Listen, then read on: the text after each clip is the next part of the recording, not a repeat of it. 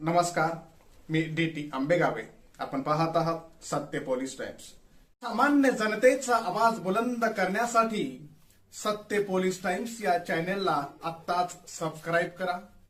राज्यातील अंशतः अनुदानित आणि अनुदानित शाळांमधील शिक्षक आणि शिक्षकेतर कर्मचाऱ्यांनी आता आरपारच्या लढ्याचा इशारा दिलाय.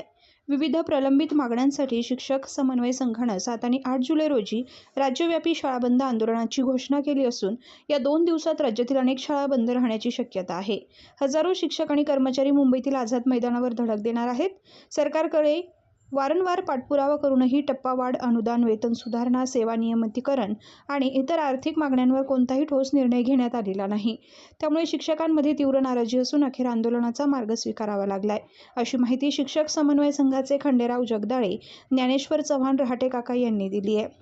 सरकारकडून वारंवार आश्वासने मिळूनही मागण्यांवर ठोस निर्णय न झाल्यानं हजारो शिक्षक मुंबईतील आझाद मैदानावर आंदोलन करणार असून मागण्या मान्य न झाल्यास आंदोलन आणखी तीव्र करण्याचा इशारा शिक्षक समन्वय संघाने दिलाय.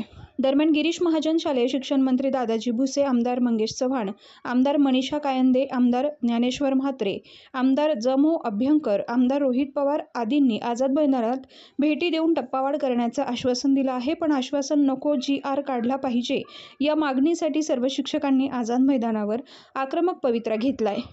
राज्यातील सर्व जिल्ह्यातील अंशतः अनुदानित आणि अनुदानित शाळांमधील शिक्षक आणि कर्मचाऱ्यांनी आंदोलनात सक्रिय सहभाग घ्यावा असं आवाहन सुद्धा संघटनेकडून करण्यात आले. विद्यार्थ्यांच्या शिक्षणाचा 1-2 दिवसांचा तोटा होईल, मात्र दीर्घकाळ न्याय मिळण्यासाठी हा त्याग आवश्यक असल्याचं संघटनेनं स्पष्ट केलंय. दरम्यान शासनाने मागण्यांवर सकारात्मक निर्णय न घेतल्यास आंदोलन आणखी तीव्र करण्याचा इशाराही शिक्षक समन्वय संघाने दिलाय. या आंदोलनामुळे राज्यातील शैक्षणिक क्षेत्रात मोठी चर्चा सुरू झाली असून सरकार यावर सकारात्मक निर्णय घेणार असा शिक्षक, पालक आणि विद्यार्थ्यांना विश्वास आहे. सामान्य जनतेचा बुलंद आवाज, सत्य पोलीस टाइम्स.